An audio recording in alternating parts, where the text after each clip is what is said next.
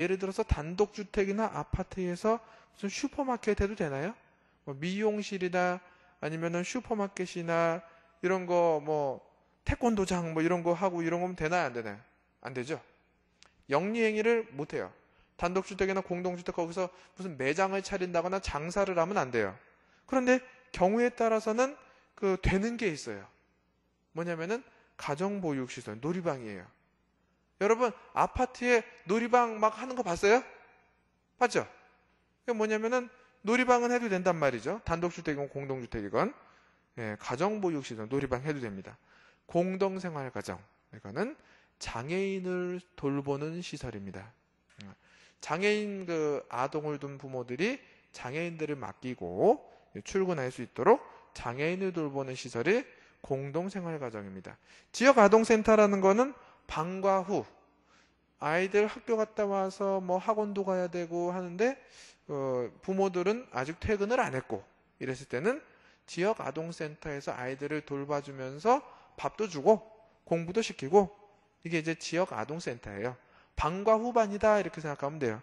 그러면은 부모들은 지역아동센터에다 돈을 내는 게 아니죠. 네. 정부에서 지원을 해줍니다. 노인복지시설, 예, 이거는 이제 어르신들을 이제 모시는 곳이에요. 예를 들어서 노부모를 모시고 있는 맞벌이 부부다 그랬을 경우에는 여기다가 노인복지시설에다가 맡길 수 있다. 그러니까 단독주택이나 공동주택은 그 가정보육시설이나 공동생활가정, 지역아동센터, 노인복지시설 이런 것들을 할 수 있는 겁니다. 슈퍼마켓은 못해요. 미용실도 못합니다. 예, 부동산도 못해요. 그러나 이러한 것들은 그 단독주택이나 공동주택에서 허용되는 어떤 그 영리행위 중에 하나예요. 그래서 그 얘기를 하고 있는 겁니다. 예, 그러니까 큰 의미는 없어요, 사실은. 우리가 뭐 일반적으로 이런 거 잘 안 하잖아요. 그냥 거주만 하지. 예, 그래서 단독주택에는 뭐가 있냐? 가번의 단독주택, 단독주택은 흔히 말하는 그냥 가정집. 네. 그리고 다중주택은 이것도 학생이나 직장인들이 거주하는데 하숙집이나 자취집이에요.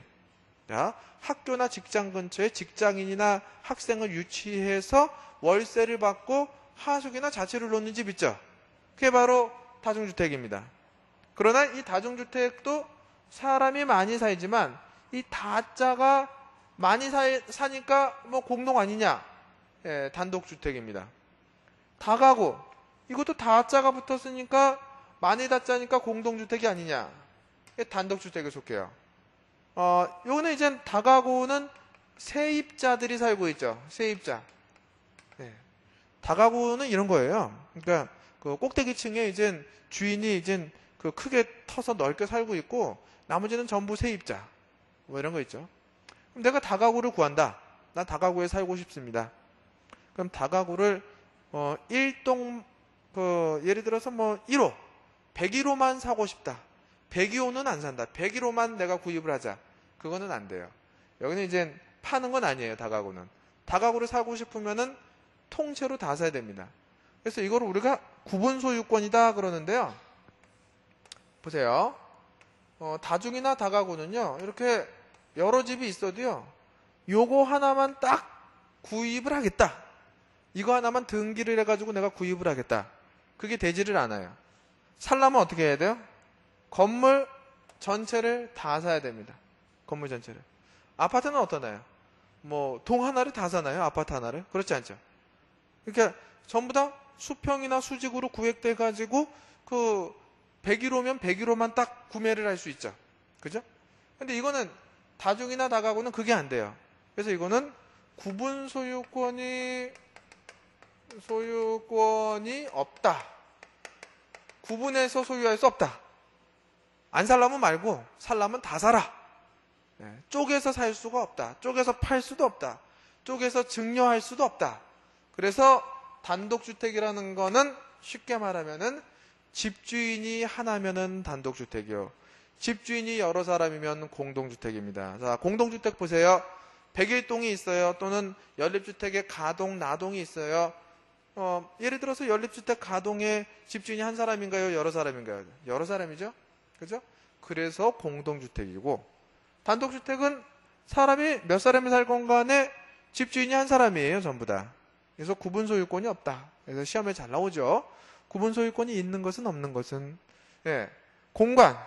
네, 높으신 분들, 뭐, 국무총리, 국회, 뭐, 의장, 시도지사들이 사시는 곳. 공관입니다. 물론 이것도 단독주택에 속하죠. 그래서 요거는, 구분 소유권이 없다. 얘네들은. 예, 단독, 다중, 다가구, 공관. 공동주택 중에서도요, 기숙사는 구분 소유권이 없어요. 기숙사는. 이렇게 방마다 쪼개가지고 팔 수는 없어요. 그렇기 때문에 주택법에서는 아파트 연립 다세대만 공동주택으로 보는 거예요. 예, 기숙사가 구분 소유권이 없기 때문에. 그러면 여기 전체를 통틀어서 구분 소유권이 있는 거는 딱 세 개네요. 구분 소유권이 있는. 쪼개서 팔 수 있는 거는 딱 세 개예요. 아파트 연립 다세대. 쪼개서 팔 수 있는 건 세 개. 아파트 연립 다세대. 예, 구분 소유권이 있다. 예, 나머지는 구분 소유권이 없다. 그래서 단독, 다중, 예, 다중주택은 거기 보면은 3번에 연면적이 330제곱미터 이하이고 층수가 3층 이하인 것. 다가구는 1번 주택으로 쓰이는 층수가 3개층 이하일 것. 예, 이렇게 되어 있고 한 개 동으로 쓰이는 바닥 면적 합계가 660제곱미터 이하, 19세대 이하가 거주할 것. 전부 중요한 내용입니다. 지금은 우리가 공개 강의고 하기 때문에 일단은 그 기본적인 내용만 제가 체크를 해드리고 여러분들이 이제 본 강의 들어가면은 다시 이 부분에 대해서 저한테 깊은 설명을 드릴 수가 있어요. 지금은 꼭 중요한 것만 말씀드렸고 뭐 필로틱 규정이라든지 기타 좀 더 자세하게 좀 공부를 하셔야 됩니다. 일단은 자, 그래서 이쪽으로 넘어갈까요? 그래서 표로 만들어 놨죠. 이쪽에 보면은 표로 주택의 분류 단독주택, 공동주택에서 단독주택에는 단독, 다중, 다가구, 공관 이렇게 돼 있고 거기서 이제 단독주택에서 우리가 조금 특이한 거는요. 다중주택은 3층 이하다. 그런데 다가구 주택은 3계층 이하다. 이 계자가 들어가 있죠? 이게 무슨 말이냐면은 다가구 주택은요. 주택으로 쓰이는 층수, 순수 주택 층수가 3계층 이하이고 다중주택은 주택으로 쓰이던 안 쓰이던 뭘로 쓰던 간에 3층 이하로만 지어야 된다. 그런 뜻이에요. 그래서 1층이 주차장이라 그래도 다중주택은 총 층수가 3층 이하여야 돼요. 다가구나 아파트 연립 다세대는 3계층, 5계층, 4계층, 4계층 이렇게 돼 있죠. 이거는 주택으로 쓰이지 않는 부분은 빼고 순수 주택으로 쓰이는 층수만 몇 개냐를 따지는 거고요. 다중은 주택으로 쓰이건 안 쓰이건 간에 3계층 이하, 3층 이하면은 다중은 3층 이하여야 합니다. 면적도 거기 단독주택에서 다중주택은 330제곱미터 이하, 다중주택은 연면적이다. 그 위에 나와 있어요. 예, 주택으로 쓰이던 안 쓰이던 무조건 연면적이 330제곱미터 이하여야 하고 다가구부터 아파트 연립 다세대는 뭐 660제곱미터 이하, 초과 이하 할 때 이 660제곱미터라는 거는 순수하게 주택으로 쓰이는 부분의 면적만 얘기해요. 뭐 지하 부분이나 주차장 그런 부분은 빠진 겁니다. 그래서 단독, 공동 이렇게 나눌 수가 있죠. 이게 나누는 거는 단독, 공동 나누는 거는 시험에 안 나온 적이 없으니까 해마다 이렇게 확실한 거는 맞추고 넘어가야 된다 이거예요. 우리 교재 보면은 이렇게 시험에 아주 확실하게 나오는 것들이 있거든요. 이거를 실수 없이 확실하게 해야지 60점이 나와요. 그러면 60점이에요. 어려운 문제를 맞추는 게 중요한 게 아니라 쉬운 문제를 틀리지 않는 게 중요합니다. 시험에서는. 어려운 건 어려워. 나만 어렵나요? 다 어려워요. 엉뚱한 문제가 나왔습니다. 나한테만 엉뚱한 문제인가요?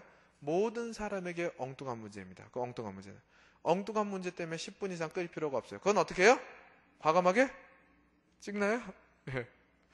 상식을 동원해서 푸시고 그래도 안 되면 뭐 찍어야죠. 근데 확실하게 우리가 공부한 내용에서 안 틀리고 나머지 문제는 뭐 운에 의존한다. 절대 안 떨어집니다. 절대. 떨어질 수도 없어요. 보통 저희 수강생들 기준으로 한다면은 한 반평균이 관리 실무 같은 경우는 한 70점은 돼요. 물론 이제 그럼 100% 다 합격했을 텐데 1차에서 많이 떨어지시게 되는 경우가 있죠. 순수하게 관리 실무 평균만 가지고 본다면은 한 뭐 반평균 70 정도는 되는데 대부분 이제 1차에서 미끄러지신 경우가 많아요. 보시면 그 다음에 준주택 이렇게 나와요. 준주택. 준주택에는 뭐 주택 비슷한 거다 이렇게 나와 있는데 준주택 고시원, 고시원하고 노인복지시설하고 오피스텔 고시원 보면 제2종 근린생활시설로서 고시원으로서 같은 건축물에 해당 용도로 쓰이는 바닥 면적 합계가 1,000제곱미터 미만인 것, 뭐 숙박시설의 고시원. 그냥 우리는 고시원 그냥 이렇게만 알고 넘어가자고. 지금은 준주택 고시원, 노인복지시설, 그 다음에 오피스텔. 오피스텔 아시죠? 여러분들. 준주택은 고시원, 노인복지시설, 오피스텔 이런 거는 준주택이구나. 이렇게 아까 공동주택, 단독주택 이렇게 분류했죠? 그거 말고 거기에는 안 들어가지만 준주택이라는 게 있구나. 이렇게 알아두시면 되겠어요. 다음에 넘겨보시면 또 도시형 생활주택이다 이런 게 있습니다. 도시형 생활주택. 도시형 생활주택은 요즘 이제 갈수록 직장인이나 학생 아니면 소규모의 소규모 단위의 가족들이 있어요. 근데 이제 도시에는 땅값이 비싸다 보니까 도시에는 이렇게 면적이 굉장히 조그맣다 이거죠. 면적이 조그매요. 조그만 데에 뭐 직장이나 솔로, 그죠? 싱글이 많아요 요즘 최근에. 싱글이 많고 뭐 타지에서 온 사람들이 많고 뭐 자식도 별로 안 낳고 하니까 이런 도시형 생활주택의 어떤 서민들에게 도시형 생활주택을 좀 공급할 필요가 있다. 이게 뭐냐면은 단지형 연립 그래가지고 연립주택 중에서 원룸형으로 주택을 제외한 주택이다 이렇게 되어 있는데요. 다음에 단지형 다세대 주택에 해당하는 주택 중 원룸형 주택을 제외한 주택. 그 다음에 3번 원룸형 주택. 아파트 연립 다세대 중 어느 하나에 해당하는 주택으로서 다음 항목의 요건을 모두 갖추면 우리가 원룸형이다 이렇게 되어 있는데요. 만약에 시험에 나온다면은 원룸형 주택이 시험에 나올 가능성이 커요. 왜냐면은 시험에 내기가 좋거든요. 원룸형 주택의 요건이 아닌 것은 이런 식의 문제가 나올 수 있습니다. 왜냐하면 원룸형 주택의 요건이 4가지예요. 가본 보니까 세대별로 독립된 주거가 가능하도록 욕실과 부엌을 설치할 것. 이건 뭐냐면 독립된 주거가 가능하다. 이거는 뭐냐면 옆집하고 욕실하고 부엌을 같이 쓰면 안 된다. 옆집 가서 뭐 샤워하고 오고 이러면 안 된다 이거예요. 그래서 이거는 욕실과 부엌은 이게 분류가 돼 있어야 돼요. 원룸형 주택도. 4번 욕실을 제외한 부분을 하나의 공간으로 구성해라. 욕실만 벽이 있어가지고 따로 그냥 화장실은 따로 들어가더라도 주방이나 방이나 그러니까 침대가 있으면서 누워서 잠자면서 바로 옆에는 싱크대가 있는 거죠. 쉽게 말하면. 그죠? 거실 따로 침실 따로 부엌 따로가 아니에요. 그냥 부엌에서 자고 일어나면서 텔레비 보고 공부하고 다 하는데 욕실만 따로 구분을 해놔라 이거죠. 욕실까지 터져 있으면 어떻게 되는 겁니까? 이거? 참 곤란합니다. 친구 못 데리고 와요. 욕실까지 터져 있으면. 그 다음에 다번에 세대별 주거 전용 면적은 12제곱미터 이상 50제곱미터 이하. 이걸 문제 낼 가능성이 크죠. 이걸 12제곱미터 이상 30제곱미터 이하일 거 이런 식으로 숫자를 바꿔버린다고요. 그 다음에 각 세대는 지하층에 설치하지